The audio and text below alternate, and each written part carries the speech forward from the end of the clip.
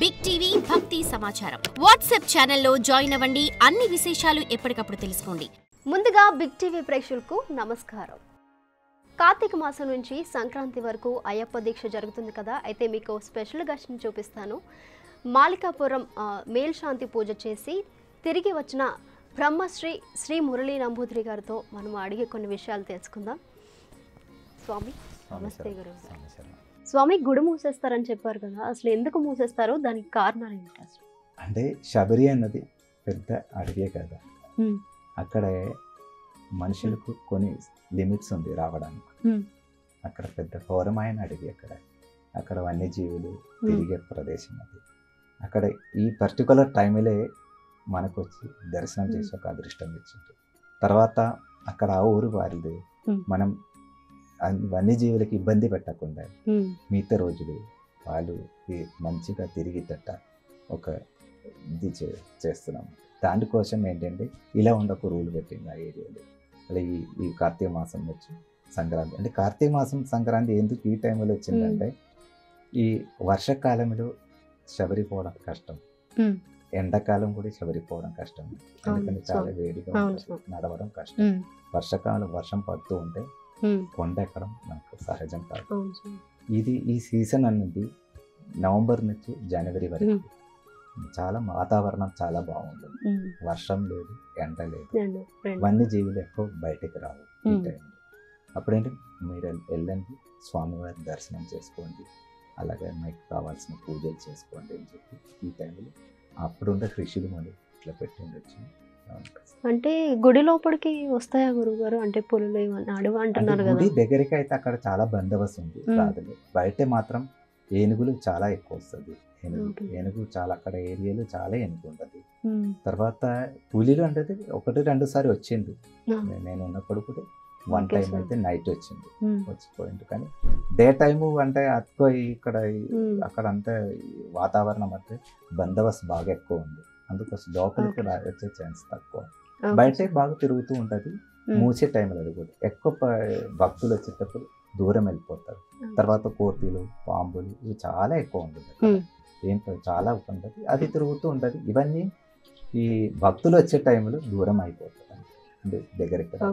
అది అయినాక వారు తిరుగుతూ అన్ని వారి ఊరే కదా, వాళ్ళు తిరుగుతూ అన్నీ ఉంటుంది అక్కడ. అది ఆ ఊరికి ఒక స్పెషాలిటీ అది. తర్వాత శబరి అన్న వరకు చాలా కొండ, చాలా కొండ, పెద్ద కొండ. అక్కడ రోజు పూజలు చేయడం అనేది అది అడవి కాబట్టి అది అందుకే ఇలా ఉంటుంది సిస్టమ్ చేసి ఉండొచ్చు. స్వామి, మకర జ్యోతి అంటే ఏంటి, దాని విశిష్టత అంటే ఏంటి తెలియజేస్తారా? దక్షిణాయనం నుంచి ఉత్తరాయణం వెళ్ళడం అది మకర సంక్రాంతి. ఆ పర్టికులర్ టైము అది చాలా విశిష్టమైన రోజు. శబరి సంబంధించి చాలా విశిష్టమైన రోజు. ఈ సంక్రమణ టైంలో అక్కడ తిరువనంతపురం అక్కడ రాజా ఫ్యామిలీ అక్కడ నుంచి నెయ్యి తీసుకొస్తారు. ఆ నెయ్యితోటి అభిషేకం చేస్తారు శబరి. అక్కడ ట్రావంగూర్ రాజా అక్కడ నుంచి నెయ్యి తీసుకొచ్చేస్తే అదే నెయ్యితోటి సంక్రమణ టైంలో అభిషేకం చేస్తారు శబరి. ఇంకొకటి ఏంటంటే ఆ రోజే ఆ వారిదే అభిషేకం ఉండదు ఆ పర్టికులర్ టైంలో. అది రకరకాల టైంలో ఉంటుంది. ఏ టైం వస్తే సంక్రమం వస్తే అప్పుడు వచ్చి అభిషేకం చేస్తారు. ఆ టైంలో అక్కడ నుంచి నెయ్యి వస్తుంది. ఆ నెయ్యి ఆ టైంలో అభిషేకం చేస్తారు పర్టికులర్గా. తర్వాత సాయంకాలం 6:30-7 లోపల ఈ సంక్రమం టైంలో మకర జ్యోతి. ఇది చాలా విశిష్టమైనది. అందరు భక్తులు దాని గురించి ఎదురు చూస్తుంటారు. చాలా చాలా చాలా విశిష్టమైనది. ఆ రోజు సాయంకాలం పంతలం నుంచి వచ్చే ఆభరణం దాదాపు 5 గంటల వరకు 5:30-6 లోపల సన్నిధానం చేరితే అక్కడ తీసుకెళ్ళి ఆభరణంతో దర్శనం ఇస్తారు. స్వామివారి హారతి అవుతుంది 6:30 ప్రాంతంలో. ఈ హారతి అయినాక అక్కడ జ్యోతికొండ అంటే పొన్నంబలమేడు అక్కడ నుంచి ఈ జ్యోతి వస్తుంది. జ్యోతి అక్కడ వాళ్ళే వెలిగిస్తారా? అది ఇది ఏంటండి, ఇది ఆదివాసులు, అక్కడ ఆదివాసులు వాళ్ళు వెలిగించినా వెళ్ళిపోయినా అక్కడ జ్యోతి అయితే మనకు తప్పక అక్కడ కొంచెం ప్రకాశం అనేది వస్తుంది. ఆ ప్రకాశమే మనకు ముందుకు తీసుకెళ్ళేది కదా.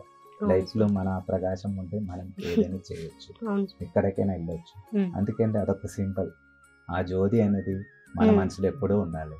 ఈ జ్యోతి ఉంటేనే మనం ఏదైనా చేయొచ్చు, ఏదైనా సాధించవచ్చు.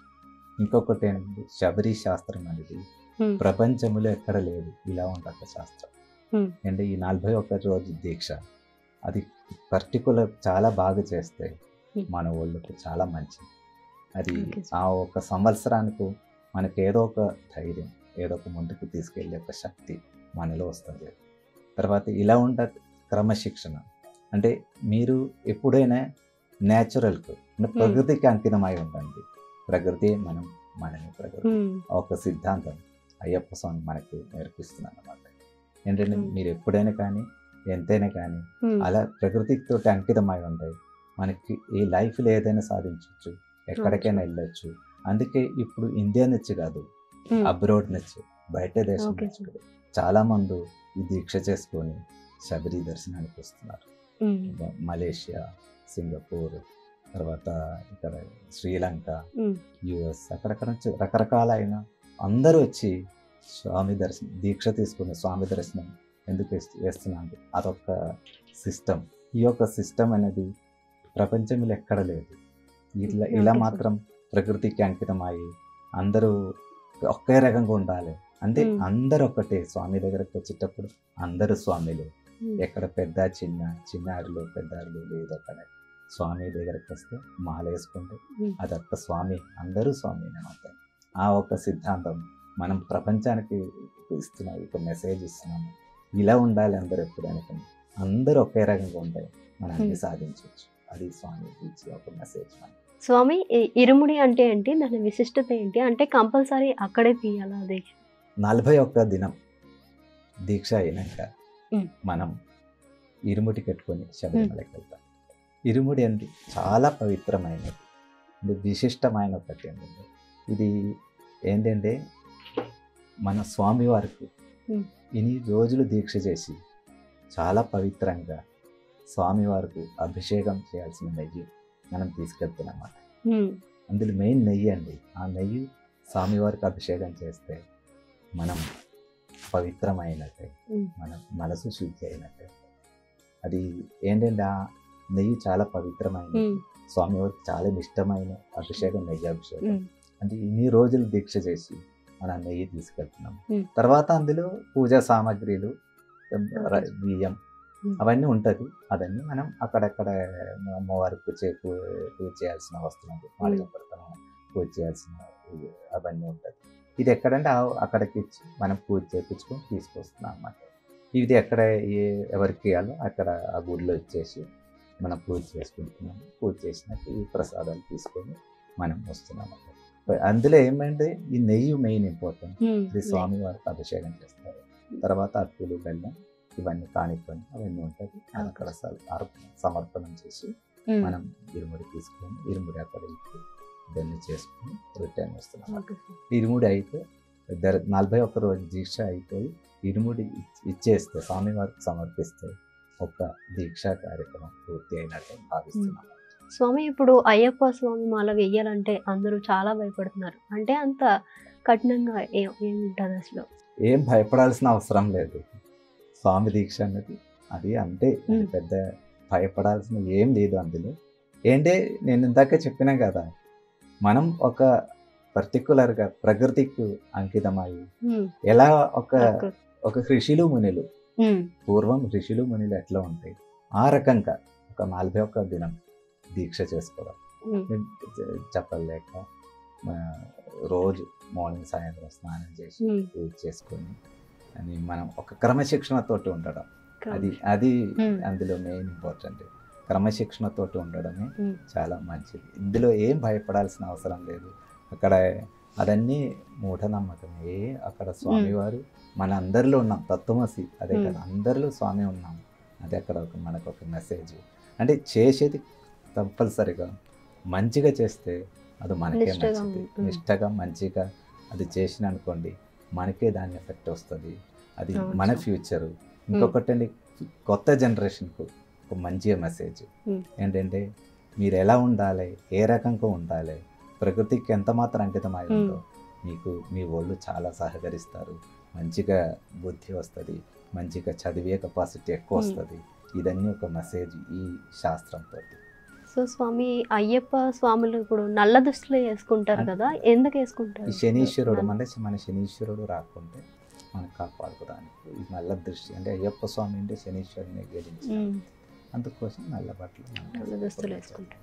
ఇంకొకటి అడవి కదా, అక్కడ ఏ రకంగా ఇక్కట్లో ఉన్న రకమైన డ్రెస్ అక్కడ ఎక్కువ వాడతారు అన్నమాట. అది కూడా స్వామి, ఇప్పుడు చిన్నపిల్లలు కూడా అయ్యప్ప మాల వేసుకుంటున్నారు, అంటే వాళ్ళు ఎలాంటి నియమ నిబంధనలు పాటించాలి? ఎలా? తప్పక అందరూ ఒకటే నియమ నిబంధనలు, దాంట్లో చేంజ్ ఏం లేదు. చిన్నపిల్లలు అన్న వరకు వారికి 41 దినం కొంచెం కష్టమే, ఎందుకంటే ఆ చిన్న ఏజ్ కదా. ఒకసారి వారికి కొంచెం దీక్ష చేసుకొని తర్వాత మాల వేసుకున్న కూడా తప్పేం కాదు, ఎందుకంటే 41 దినం ఒక ఏజ్ వాళ్ళకు ఏంటంటే ఈ ఒళ్ళు సహకరించడం కష్టం. ఎందుకంటే రోజు స్నానం అనే వరకు అంటే మన ఒక 15-16 ఏజ్ తర్వాతనే మన బాడీ మనతో సహకరిస్తుంటారు అన్నమాట. మిగతా టైం చిన్న వయసు కదా, వారికి కొంచెం కష్టమే రోజు ఇన్ని రోజులు చేయాలంటే. బయటకు వెళ్ళి ఉండాలి కదా, అది కూడా బయటకు వెళ్ళి అట్లేం లేదు, ఇంట్లో కూడా నియమనిష్టతోటి ఉంటే ఎక్కడైనా ఉండొచ్చు. ఇట్లా బయటకు వెళ్ళాలని ఏం లేదు, నియమనిష్ట అది క్రమశిక్షణ మెయిన్ ఇంపార్టెంట్. అంటే పిల్లలకి ఏంటంటే అన్ని రోజులు అయ్యే వరకు ఒక్కోసారి కావచ్చు, కాకపోవచ్చు, స్కూల్ ఉండదు, రకరకాల ఇబ్బందులు ఉంటుంది. అందుకోసం ఇంకొకటి వారి చిన్న వయసు కదా, వారికి ఒక మెచ్యూరిటీ మీన్స్ ఒక ఇది లేదు కదా, అలా ఉండదు. వాళ్ళు భగవంతుడు సమానమైన, అంటే ఈ చిన్న పిల్లలు పెద్దవాళ్ళు ఒక వాళ్ళందరికీ ఏంటంటే ఒక మనం ఎట్లా చూస్తాం భగవంతుడు సమానం చూస్తారు.